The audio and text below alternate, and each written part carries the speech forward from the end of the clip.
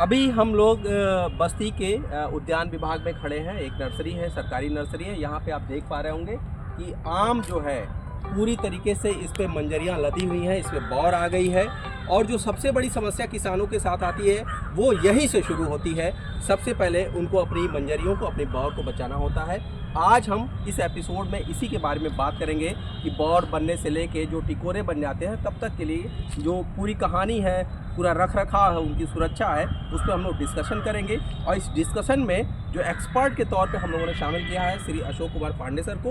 आप जो है गवर्नमेंट इंटर कॉलेज में कृषि विभाग में प्रवक्ता हैं, तो सर को हम लोग शामिल कर लेते हैं और समझते हैं आम की फसल के बारे में। सर बहुत बहुत स्वागत आपका।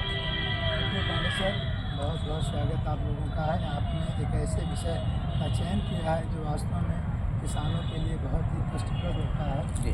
किसान प्रायः अच्छी फसल उसकी फसल अच्छी नहीं हो पाती है। उसके प्रति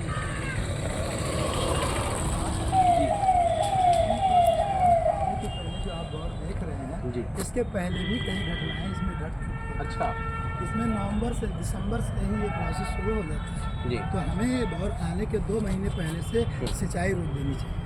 अच्छा, पहला सिंचाई नहीं करनी चाहिए। किसान अगर सिंचाई कर देता है तो बौर लगभग 50% या 0% हो जाता है। अच्छा पहली गलती करता है। जी। दूसरी, उस समय अक्टूबर में उसको फर्टिलाइजर देना चाहिए, जुलाई अगस्त में फर्टिलाइजर देना चाहिए।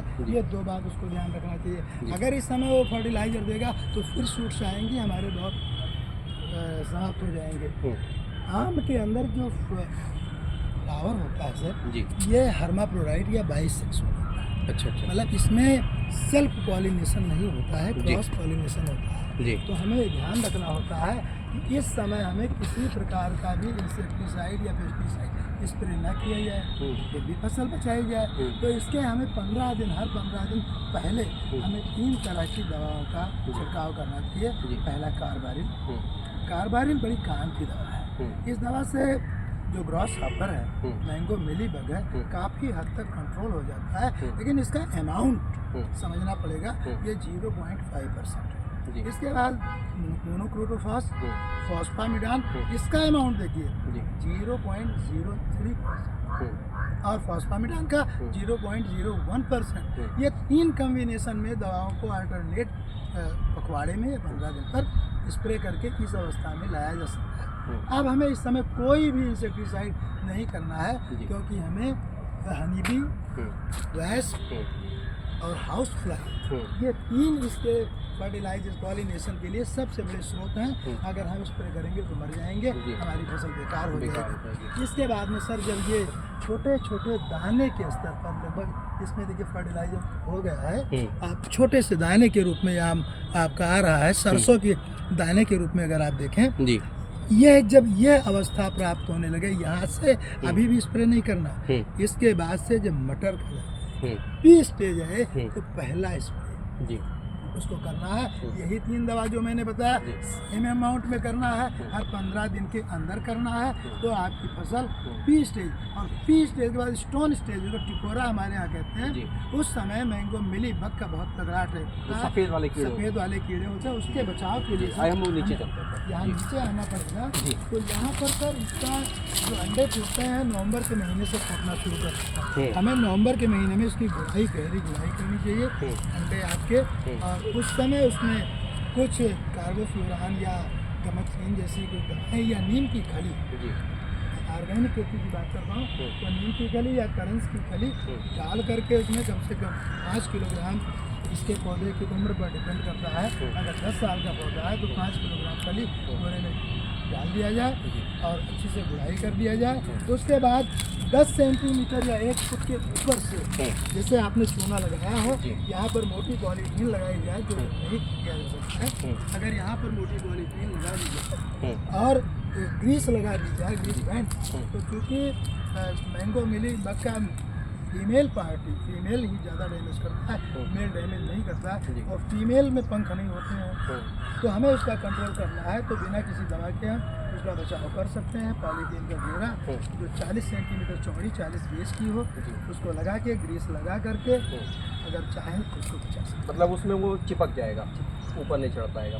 इसके अलावा सर कुछ कीट की और हम लोग बात कर रहे थे, जैसे भुनगा जिसको देसी भाषा में कहते हैं, तो वो क्या है, हमारे किसान भाइयों को थोड़ा सा समझाएं, वो कैसे डैमेज करता है वो? सबसे हानिकारक कीट सर आप यहाँ देखें और पास में हैं। जी तो ये छोटे छोटे कट्स लगे हुए हैं, जी ये भुनगे के कारण ही लगे थे। जी। और उनके बचाव के लिए इसको भी हमें नवंबर से ही शुरू करना पड़ेगा। इसके तनों में वो छिपे हुए होते हैं, उनके अंडे भी ज़मीन में होते हैं। जी। तो जून की जुलाई की जाए तो लगभग 50 से 60 भुनगे खत्म हो जाते हैं। लेकिन हम नवंबर से इसमें स्प्रे शुरू कर दें, क्योंकि भुनगा जो होता है ग्रास हापर, इसका जो रेजिड्यू होता है, जो टॉयलेट करता है, वो हनी की तरह होता है। तो जो मैंगो की पत्तियों पर, शाखाओं पर, बौर पर वो डालेगा तो उससे पाउडरी मिल्ड्यू, डाउनी मिल्ड्यू नाम की, यानी फफूंदी की जो बीमारियां जिसे कहते हैं आम में लाचा लग गया है, तो इस लाचे से बचाने के लिए भी हमें इसका कंट्रोल करना पड़ेगा।